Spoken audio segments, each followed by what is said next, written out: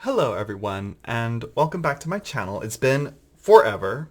Well, no, I did a video, I'm trying. I've been busy with school, which is good. I like school, and I'm enjoying it. I feel challenged, and I feel like I'm on the right path now, if that makes sense. But it's still, I hyper-focus, and the hyper-focus prevents me from doing stuff that I want.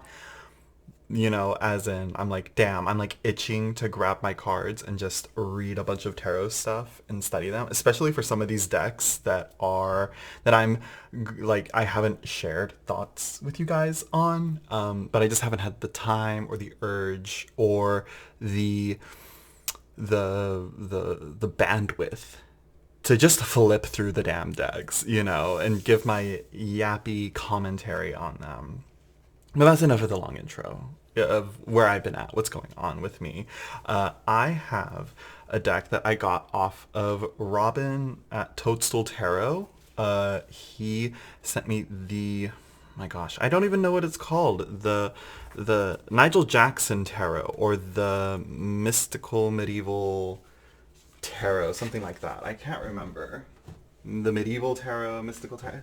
I can't remember. But Nigel Jackson came out with a really cool deck, Secrets of the Rose Tarot. This is like extremely alchemical, and it tickles the occulty aesthetics in my brain that likes these looks to their cards. I like the minor arcana as well.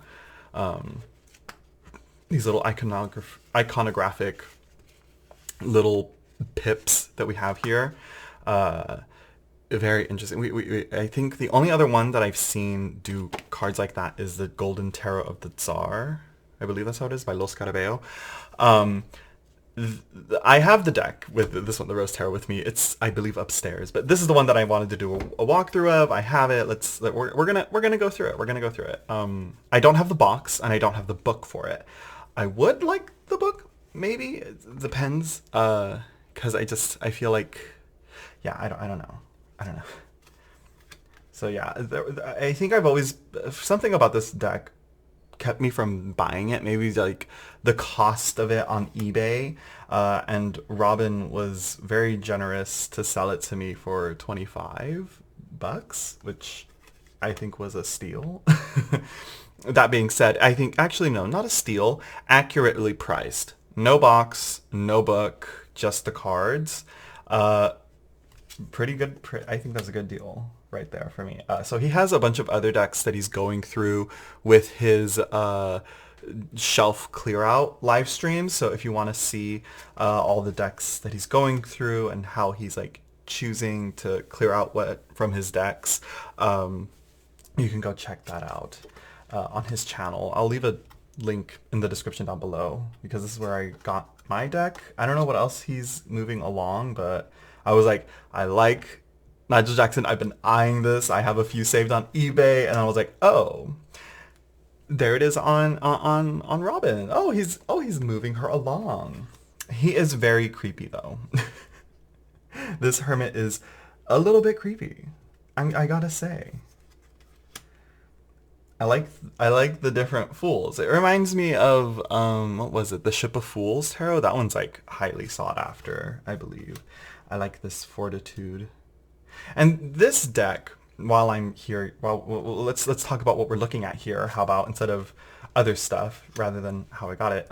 The deck seems to be a blend of some traditional Marseille with a lot of Rider-Waite-Smith, and even a splash, a spritz of Thoth. I love this death. I think this death is what made me want to keep my eye out for it. I think, well, the Rose Tarot made me like change my mind on it. I also saw some of his work with the astrological talismans, pronunciations, that I think are also very gorgeous. He loves the Tower of Babel. I don't know if you saw in the Rose Tarot there. Very similar. I like the eye. The eye is very Thoth-ish.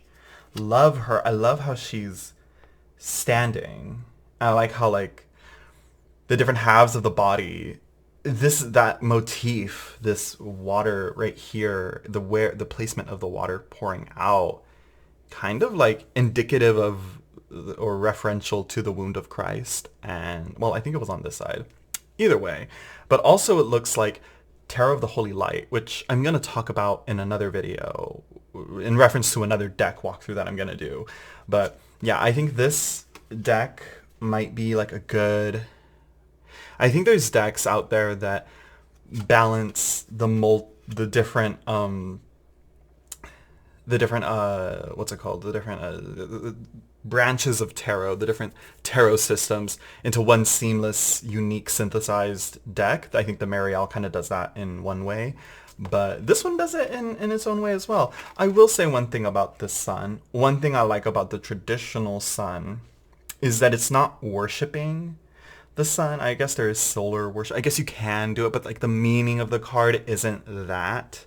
What I like about the two figures in the sun card is that idea of that they're connecting with each other, they're communing with each other. Instead, they're both communing to the higher self here, whereas here it's like they're clearly understanding. It's like the two different aspects of oneself, the masculine and the feminine, the different halves of oneself united into one and communing with each other. And here they're kind of all in subservience to this.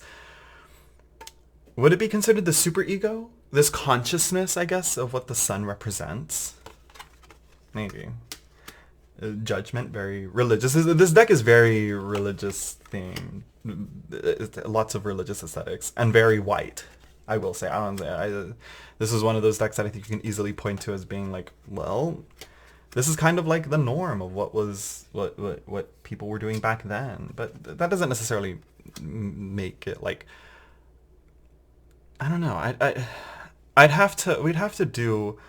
There's a phrase. There's an idea that like, like an overwhelm of only white people in decks, which I'm like, yeah, but also like, I think there's more discussion to be made. I feel like we have something. I don't know. I don't know. This reminds me of the Minchiati a bit. I think they do this. I think there's a fox with that, which makes me think like, oh, and then this is very Rider-Waite-Smith here. Let's continue. We have the Nine of Swords here. It looks like a demoness, Lilith, perhaps. Love her, and he can't handle her. He can't handle her. She's too powerful. She's too powerful. And look at that, overwhelmed. Oh, how dare you? And it's like, well, you called me. What's up? You know. You send out the "you up" text in the middle of the night. Don't be surprised when she pulls up. You know? I'm just kidding. I love this Ten of Swords. It's not so graphic, but it's still not a happy card. And it's ruins. I love this, and it matches up with the Majestic Earth and the Thoth as a whole. Ruin, the Lord of Ruin. So here we have then our court cards, which nothing to that I like was like, yes, you know, the court cards. I like to be pleased by what I see in a court card. Does that make sense? Like, I look forward to court cards. Also, he changes swords to fire and staves, which are now arrows, into air. Which that's like, I'm like, okay. Like, pick a struggle. What are we doing? You know, I think we're doing a little too much. I think we need to maybe ground ourselves, not call it staves, maybe call them arrows, you know? I think that would make for a different interpretation for them, where swords and arrows are weapons and are used in more of an aggressive form. Staves are a tool that's used differently. They can be walking sticks, they can be props, they can be supports, they can be pointers, they can be drawing sticks, they can help, you know, the blind see. Whereas arrows are for hunting, shooting things, you know, it's what is the correct term? Artillery, like ancient artillery. And it fits air, like flying through the wind and flying through the air. And it doesn't mean that like the depictions of the cards are like, oh, that's not right because it says four of staves, but like it's not that. It's air. But like I'm not. I can just read the image just fine. This honestly looks a little bit more like a 7 of pentacles. But I'm gonna view it as kind of like a return on investment. You estimate, you invest, you get your return on it. Quite capitalist, maybe, financially focused there. Here again is another issue that I don't like. Let's see. Yeah. So we'll talk about these right now after I talk about it. I like this victory 6 of staves, very ceremonial, I feel. But I do wish that there were like multiple people. I wish we kind of saw different things here, but again, it's going to be a change. It's a different take, you know. We see 2 banners of 2 different houses, maybe. Something's going on here, like, yeah, what's happening? So what I don't like is when there's similarities to it. Obviously, this is more 7 of Wandsy, higher ground a bit. But this one also looks like the one against many. The many against the one. Again, the many against the one. That's the one thing about that I try to differentiate between the 5 of staves and the 7, where the 5 is the whole group battling it out, you know. It's like I've been watching Taskmaster, and Taskmaster was like the 5 of Wands. It's 5 contestants trying to appease the Taskmaster, trying to fulfill what the Taskmaster asks of them, and them all competing against each other to do it better than the other, you know. Whereas here, it's the group against one singular figure. It's the many against one. The many against one. And I guess maybe here it's a different power dynamic.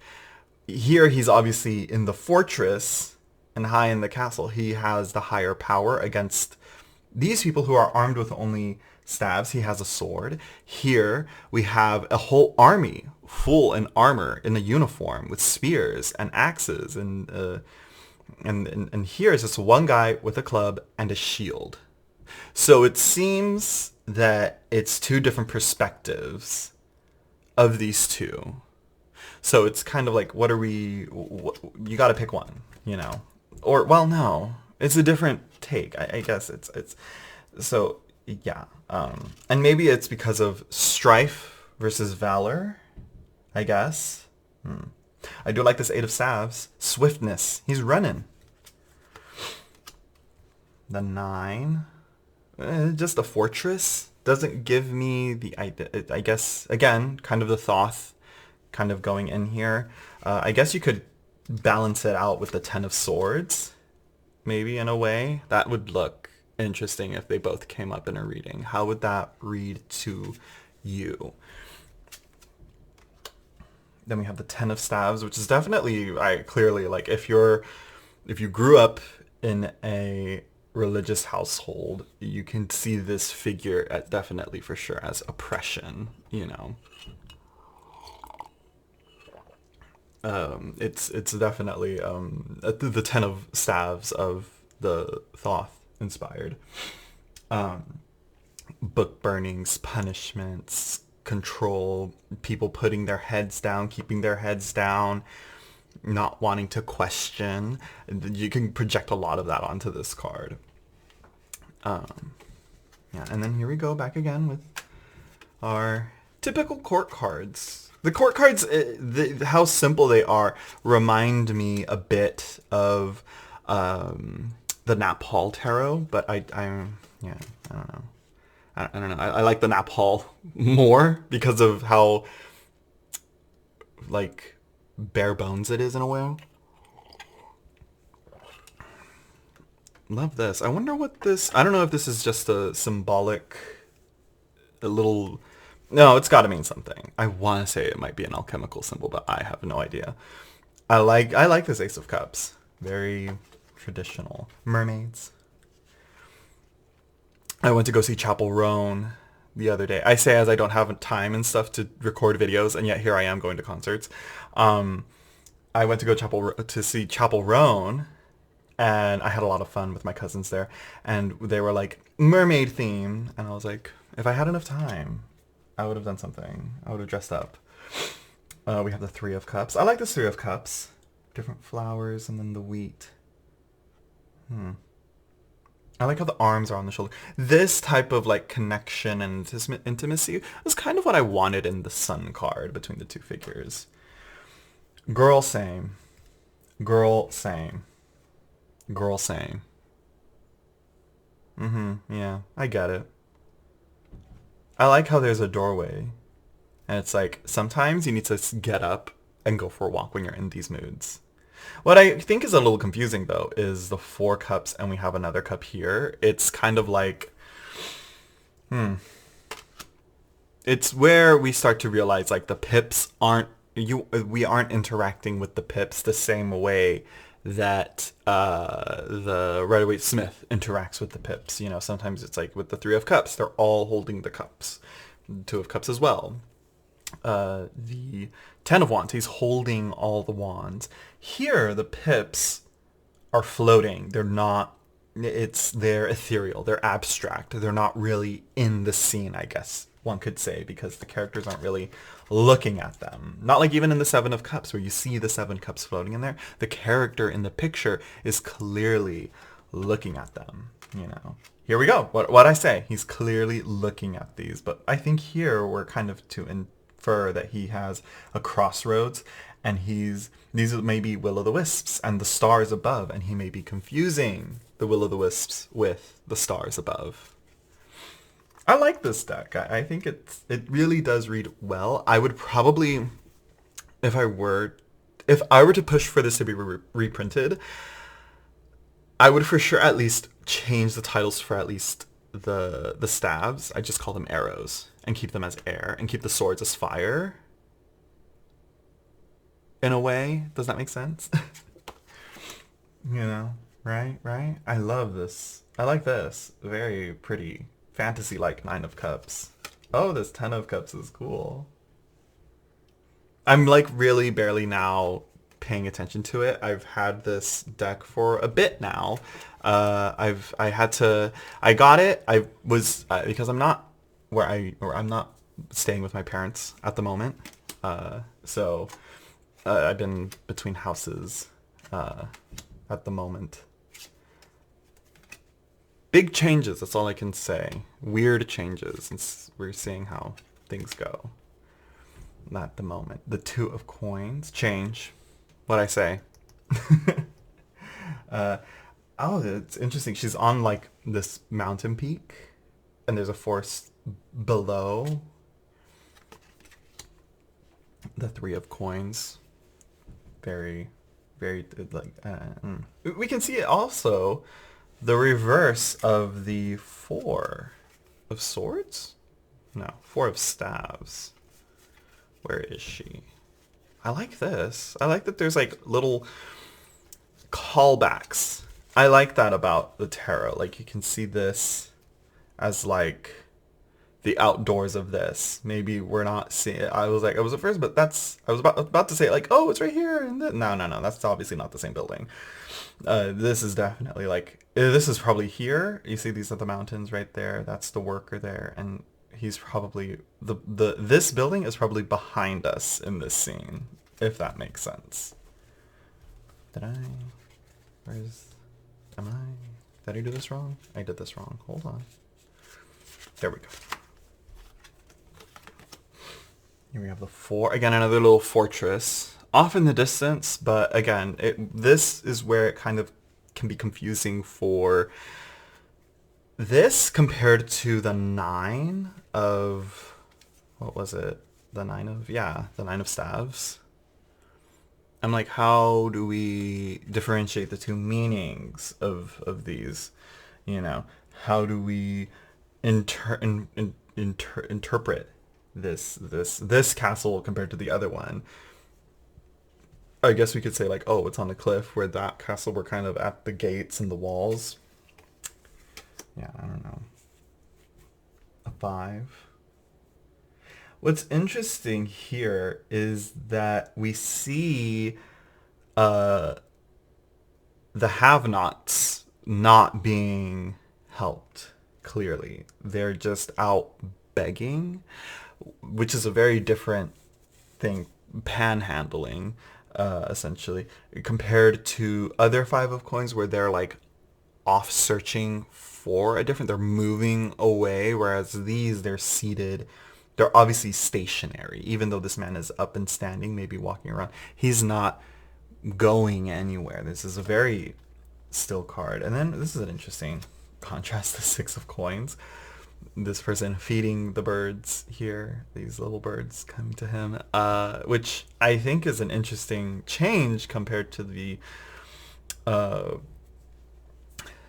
what is it, the commentary on class differences between that can be found in the 5 and 6 of Pentacles, where we see those that, you know, have an excess not pay their parts to help those in need, you know,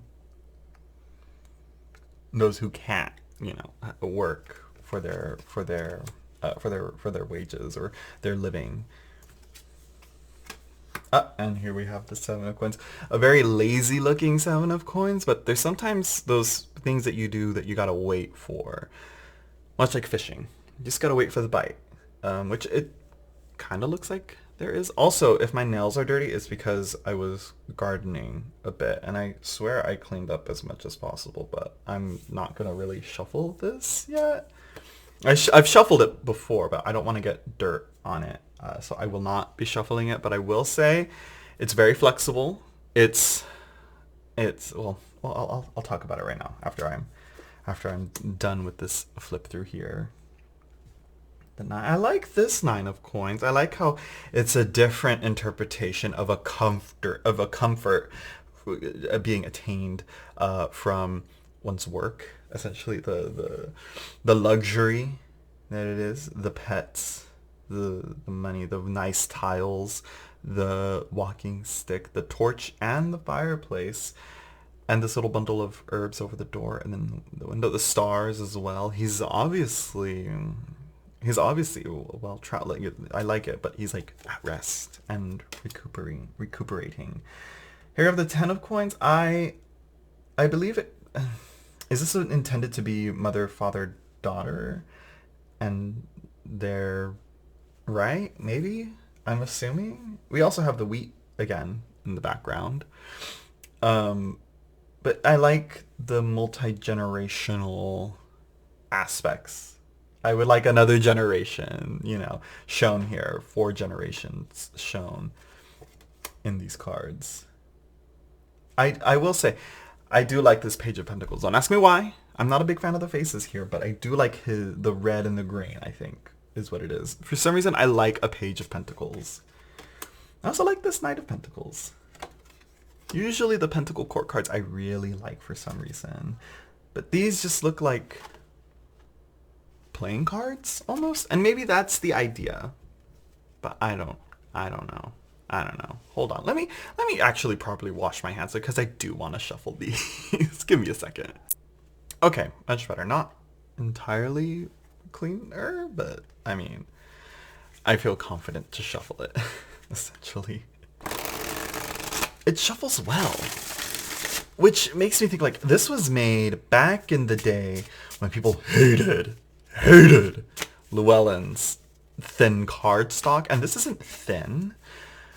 For some reason, or it's not quote-unquote thin. I don't know what the cardstock specs are on this deck. But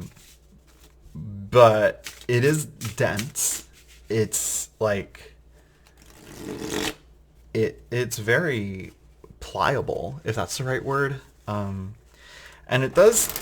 now, although the cards do look like they have a sheen... like a shiny finish, but if you can tell here, it's not too bad. It's not reflective, like, say, Do I have a super reflective, shiny deck? No, not with me. The joys of all matte, all matte, smooth finish cardstock. Yeah, it's a smooth finish. That's what it is, and it's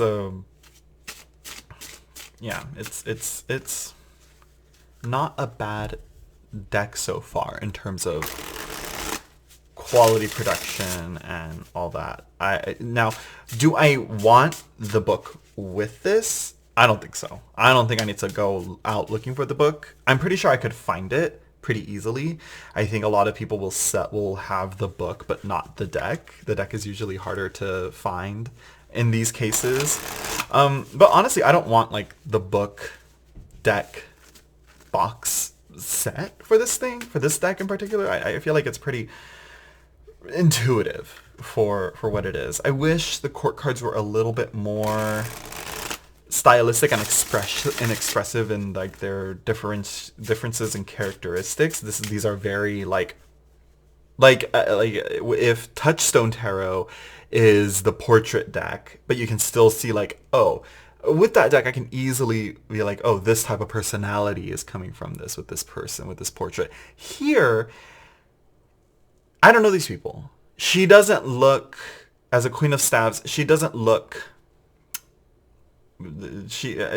differentiated from the Queen of Cups or the Queen of Swords. Let's see. I think just from what little I've gathered on the flip through and shuffling and looking at these cards a bit, they're all very stoic looking figures that just doesn't, there's a lack of expression in them that I feel could add some. There's a little bit of something going on here, a somberness maybe to the Queen of Pentacles, and of course, like I said, they're always at the end. Like I don't necessarily see a difference between these two divas. I love them. I think they're beautiful, but I don't think that they're in terms of personality very expressive. I think maybe their environments can indicate who they are and their personality types, how that forms people. But for this, it's really hard to be like, yeah, this, like, oh, you got the Queen of Swords, she's this, and it's like you really can't trust your judgment intuitively on these court cards, other than like, it's a woman, oh, it's a white woman.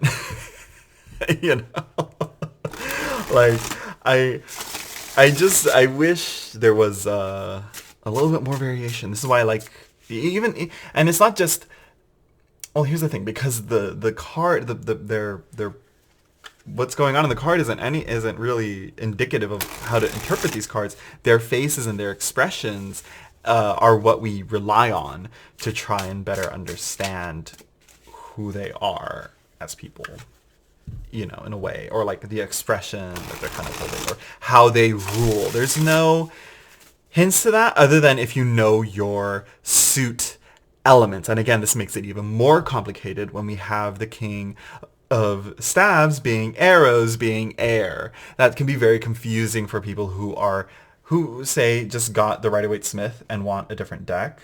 So yeah, I don't know what this is. Can I take you off? Was that from me? From my potting antics that I got some dirt on you? No? Okay, good. So yeah, so let's do a quick, when I do an interview spread, I don't necessarily interview in the way that it's like, who are you? What do you do? How do you do it? It's more of a litmus test to see how the cards are going to read by answering the questions. And this is a spread that I do every time I get a new deck. So I do it a lot. And it really is a good little like exercise to upkeep how the tarot communicates. And this is from Rachel Pollack's Tarot Wisdom. I believe it might be in her tarot handbook as well. But it's essentially asking the cards its perspective on the tarot. So I'll go through it. If you have the book Tarot Wisdom, you can check it out there. And I really like this spread. It really was. And Tarot Wisdom is a really good book. I highly recommend it over 78 Degrees of Wisdom. Every time. I will say that. You will never hear from me for months. But when you do, on this channel here, I will be talking positively about Tarot Wisdom. Okay. Yes. So anyways, also maybe because it matches with the backs. I don't know if I'll edge these cards in blue or not. I might just let them age naturally. But blue would be very good. They're a nice little contrast to the Rose Tarot's red, I think. But I think the Rose Tarot is much more, much well put together, I think. This is definitely like, I want to say, I don't know when this came out. There's no copyright on the sides like in US games. I have to Google it, but I think it came out in, well, I can, this is why we have the blessings of the internet at our hands right now. Okay, so looks like this deck came out in 2000 and then was reprinted in 2004. So listen, the tarot productions, the tarot producers, they've been on it since day one. And 2004 was a pretty, like, I want to say a lull in tarot. I think from the 90s to the early 2000s, before 2010 to the 90s. I think that's when tarot went into kind of a slight decline, maybe, I feel, just from what little. A lot of decks from that era are like out of print, and there really isn't a lot out there on those. I think I need to check that. And this is just from my perspective online, you know, because I think a lot of other decks came out around this time that were either not that well. Like I don't think the drive for constant, like you're seeing like Kickstarters, like every month, every other week sometimes for decks, and this came out with, I want to say, like around this, yeah, it's around this, it would be the same time as Ancestral Path Tarot by Kuchia Watts. That's like where this is, and it's very interesting to kind of compare and contrast the two, where they came from, where they started with their tarot journey to now, where they are with their cards, especially Watts. She definitely evolved differently. But enough about that. I think I've rambled enough. I've shown you all the cards. Let's pull some of these cards for this spread, because I kind of lost track of what I was doing. The ADHD girl, the ADHD. Okay. So the first card in this spread is, what is the soul of tarot? What is the soul of tarot? Swiftness. Okay. Huh. Okay. The next question is, now these two, I'm not sure which one it comes in order, but essentially they're supposed to be put the same. You know, I'm gonna move him there. Hopefully he doesn't get blasted out. Let me see if I can.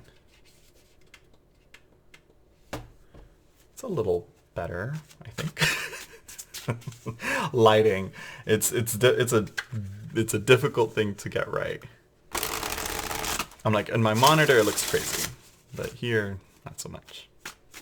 But I'm pretty sure that like what you guys are saying is much not too bad. I don't know. So the next question we're gonna ask is, what does it express openly? What does the tarot express openly?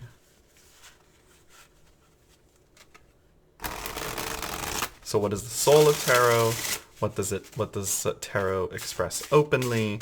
Now, how she asked the question, I'm not sure if she's saying, when she's doing the reading in the book, if she's saying, how does the soul of tarot, what does the soul of tarot express openly, or what does tarot express openly? That is where, and this is where tarot is very, we gotta have clear, what's the term? Semantics? Rhetoric, I think. And with my English class, they're like talking about rhetoric, very huge, very integral to rhetoric, and I'm like, this is what we need. I think more people need to study rhetoric I love it. I love it. But it's a thing you can't really profit off of in this world. Maybe in editing. We'll see. Moving on. What gift does tarot give us? No, what gift? That's the last question. What does the tarot express openly? Y'all are like, you are so unfocused. Oh! Look at that. Another 8. Lots of 8s. Swiftness, but also feeling stuck. It's like you're feeling stuck, but you're also not. It shows you how you can really break out of where you're stuck with. This card has popped up for me in a few readings that I've done that I've gotten that I'm like, girl. Okay, so the next question is, what secret does it contain? What secrets does the tarot? What mysteries does the tarot contain? What mysteries, I think is correct. What mysteries does it hold?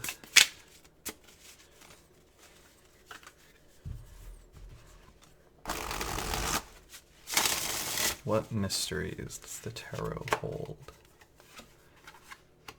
The 2 of Staves. Very interesting. We have this dynamic of this like movement, stagnation, interference as well with the typical traditional keyword there, but also opportunity and decisions.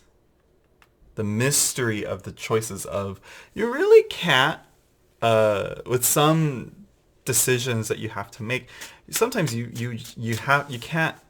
gotta commit to one. Sometimes there's no fail safe, I think, with some decisions or choices that we make, and I think tarot kind of helps really digest like that concept maybe of decision making and how we can come to our own conclusions to problems that we're facing and how we can better have a better understanding of problems, or the right choice of action, the choice of action that feels correct for us in that moment. So the last question is, what is the gift of tarot?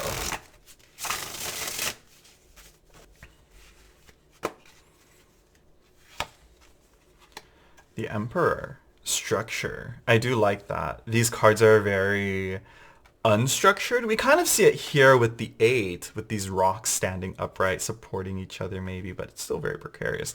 We have the 2 of Staves, where we have this dominion here, and it's the same of like, are you free or are you stuck? What are your powers? What's going on here? This is probably reading into me a bit here, but yeah, the gift of tarot is giving you better clarity as to your environment and where you are in life at the moment, and being able to have a confident, secure, stable, a grounded environment, your authority, where you rule, essentially. That's the Emperor. Is what's your empire? Where do you rule? What power where can you exert your power upon? Where can you influence your surroundings? How can you do that? Again, it's not, this is definitely a deck that you could read intuitively. And again, this is where I talk about, like, you gotta not rely, if you're gonna get multiple decks and you want to read with them, and especially if you think, oh, it's Rider-Waite-Smith, I can just read with the Rider-Waite-Smith meanings that you get. And it's like, when you look at those, the cards that I pointed out, and I paused and I said, this is different from the Rider-Waite-Smith, you can't just read the Rider-Waite-Smith imagery on that because of how different they look. You can't say that 5 of Wands is the same way to read conflict in the same way as the 5 of Wands in the Rider-Waite-Smith. You just can't. And if you're using the Rider-Waite-Smith imagery in your mind still, then you're reading that image in your mind and you're not reading the cards physically that you got on the table. That's just my little side tangent. That's my new little harp or soapbox preaching that I'm going to be doing in tarot for now. So yeah, I have it in this bag. I like it in this bag. I think it matches it pretty well.